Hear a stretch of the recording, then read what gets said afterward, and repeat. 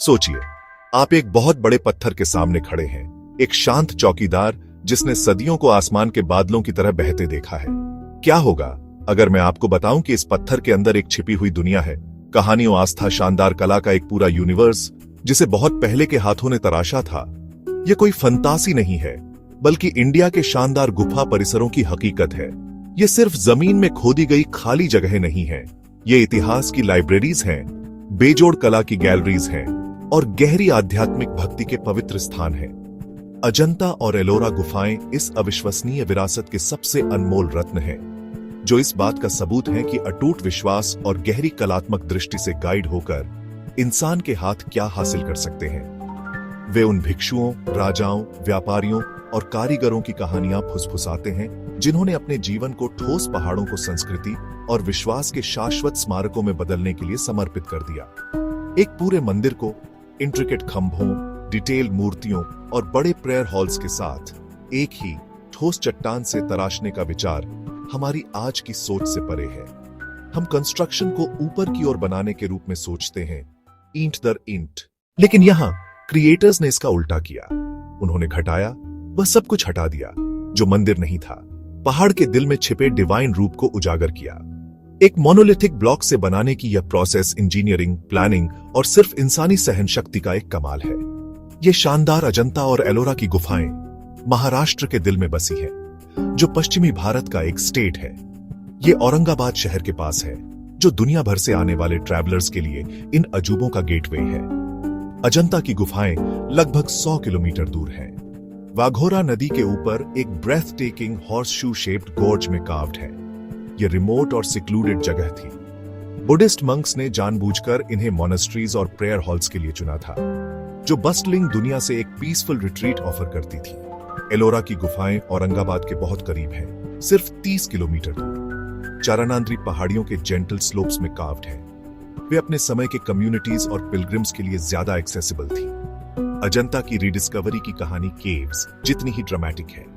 करीब 1000 साल तक ये आर्टिस्टिक ट्रेजर्स दुनिया से खो गए थे। घने जंगल ने इन्हें पूरी तरह से ढक लिया था। वे डोरमेंट पड़े थे। उनके पेंटेड हॉल्स अंधेरे और खामोशी में छिपे थे। उनका वजूद लोकल फोल्कलोर में फेडिंग हो रहा था। फिर अप्रैल 1819 में जॉन स्मिथ नाम का एक ब्रिटिश ऑफिसर, जो एक टाइगर हंटिंग पार्टी का हिस्सा था, गोर्ज के किनारे अपने शिकार का पीछा कर रहा था। रवीन के उस पार देखते हुए उसे कुछ एक्स्ट्रॉर्डिनरी दिखा।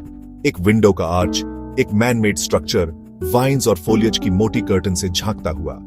उसकी क्यूरियोसिटी बढ़ी और उसने इन्वेस्टिगेट करने के लिए आर्डुअस जर्नी की। जॉन स्मिथ को जो मिला वह केव नंबर 10 था, एक मैग्निफिसेंट प्रेयर हॉल। वह बहादुरी से अंदर गया, हाथ में टॉर्च लिए, और उसे ऐसी पेंटिंग से ढकी दीवारें मिली जिन्होंने सदियों से दिन का उजाला नहीं देखा था। अपनी डिस्कवरी से ओवरवेल्म्ड होकर उसने एंशिएंट वॉल पर अपना नाम और तारीख कार्व कर दी।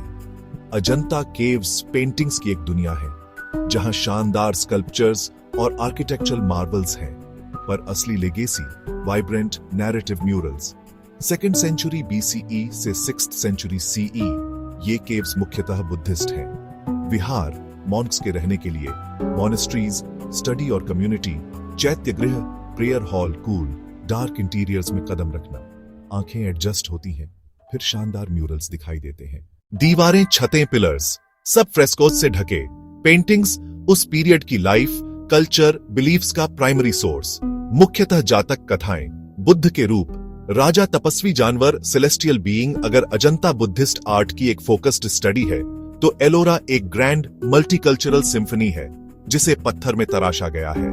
चारनंद्री पहाड़ियों पर स्थित ये इनक्रेडिबल साइट 34 मेजर केव्स को दिखाती है, जिन्हें लगभग 500 सालों तक एक्सकैवेट किया गया है, 6 से लेकर 10th सेंचुरी CE तक। जो बात एलोरा को पूरी तरह से यूनिक बनाती है, वह है इंडिया के 3 महान धर्मों के लिए डेडिकेटेड सैंक्चुअरीज का harmonious coexistence: Buddhism, Hinduism, Jainism.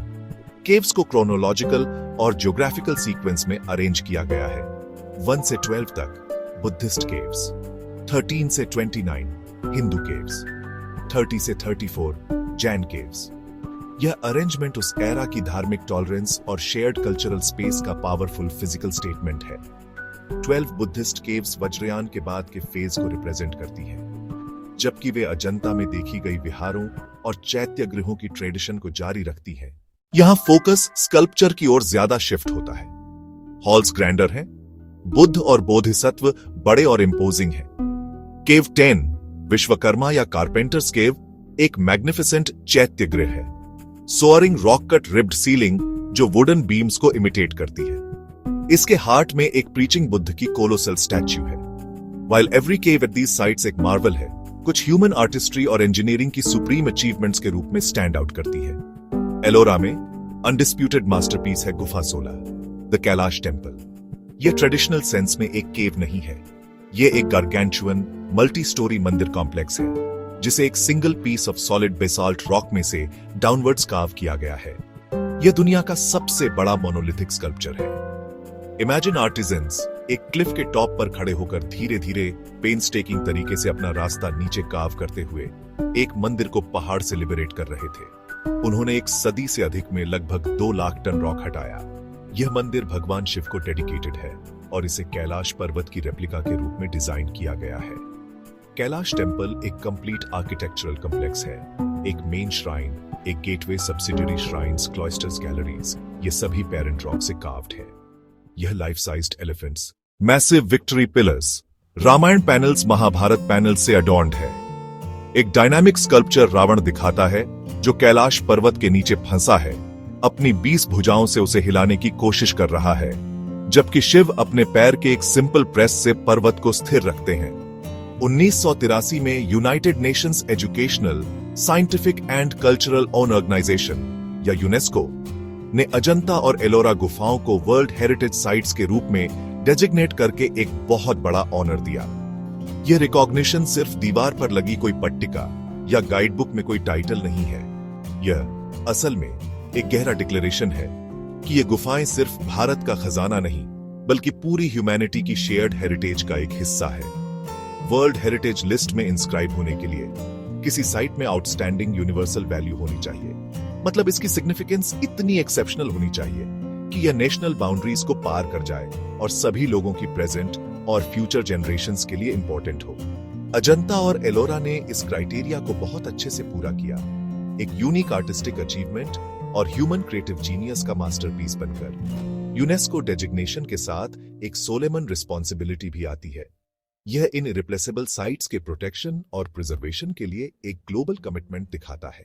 यह इंटरनेशनल रिकॉग्निशन गुफाओं के इंपॉर्टेंस के बारे में अवेयरनेस बढ़ाने में हेल्प करता है और कंजर्वेशन एफर्ट्स के लिए फंडिंग और टेक्निकल एक्सपर्टीज अट्रैक्ट कर सकता है।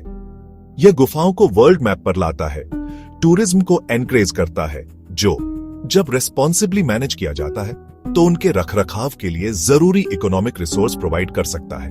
UNESCO seal urban encroachment, pollution और अनरेगुलेटेड डेवलपमेंट जैसे थ्रेट्स के खिलाफ एक पावरफुल डेटरेंट का काम करता है। यह एम्फसाइज करते हुए कि दुनिया देख रही है और इन एंशिएंट वंडर्स के फ्यूचर को लेकर बहुत कंसर्न है। अजंता और एलोरा गुफाओं को बनाना एक बहुत बड़ा काम था, जिसमें बहुत स्किल, पेशेंस और जियोलॉजी और आर्ट की गहरी समझ की जरूरत थी। आर्टिसंस को पहले सही तरह की चट्टान चुननी पड़ती थी। ज्वालामुखी बेसाल्ट, एक सीधी सॉलिड चट्टान जो एक जैसी हो और जिसमें कोई बड़ी फॉल्ट न हो। खुदाई का काम चट्टान के ऊपर से शुरू होता था और नीचे की ओर बढ़ता था।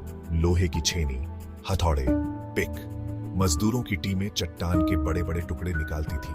पिलर्स, सीलिंग्स, दीवारें, यह फिजिकली बहुत डिमांडिंग काम था, जिसमें जबरदस्त कोऑर्डिनेशन और लॉन्ग टर्म विजन की जरूरत थी, क्योंकि एक भी गलती से पूरे स्ट्रक्चर की इंटीग्रिटी खराब हो सकती थी। एक बार जब गुफा का रफ शेप खोद लिया जाता था तो स्कल्प्टर्स अपना ज्यादा डेलिकेट काम शुरू करते थे। वे पिलर्स के इंट्रिकेट डिटेल्स तराशते थे। हमारी तेज तर्रार डिजिटल दुनिया में पुराने स्मारकों को दूर के अतीत के अवशेष के रूप में खारिज करना आसान है, जिनका हमारे आधुनिक जीवन से बहुत कम लेना देना है। फिर भी अजंता और एलोरा की गुफाएं एक पावरफुल और एंड्यूरिंग लेगेसी के साथ रेजोनेट करती हैं, जो सीधे हमारे समय की चुनौतियों और आकांक्षाओं से बात करती है। वे सबसे पहले और सबसे महत्वपूर्ण इमेंस नेशनल प्राइड का एक स्रोत है और भारतीय पहचान का एक कॉर्नरस्टोन है। ये शानदार गुफाएं टाइम के रैवेजेस से बची है, सदियों की नेग्लेक्ट से बची है, नेचर के एनक्रोचमेंट से बची है। हालांकि अब इन्हें मॉडर्न थ्रेट्स का सामना करना पड़ रहा है। लाखों विजिटर्स की सांसें, कैमरों की फ्लैश ह्यूमिडिटी में चेंज और एनवायरमेंटल पॉल्यूशन, इस अनमोल हेरिटेज को प्रिजर्व करना सिर्फ गवर्नमेंट या आर्कियोलॉजिकल बॉडीज का काम नहीं है। यह एक कलेक्टिव रिस्पॉन्सिबिलिटी है। हर उस इंसान की कॉन्शियस को एक कॉल है जो ह्यूमन हिस्ट्री और आर्ट को वैल्यू देता है। हम इस लेगेसी के करंट कस्टोडियन हैं और यह हमारी ड्यूटी है कि हम इसे फ्यूचर जनरेशंस के लिए बचा कर रखें, क्योंकि अजंता और एलोरा को प्रिजर्व करने में हम अपने बेस्ट सेल्फ को प्रिजर्व करते हैं। आइए इन विस्परिंग रॉक्स की कॉल का जवाब दें।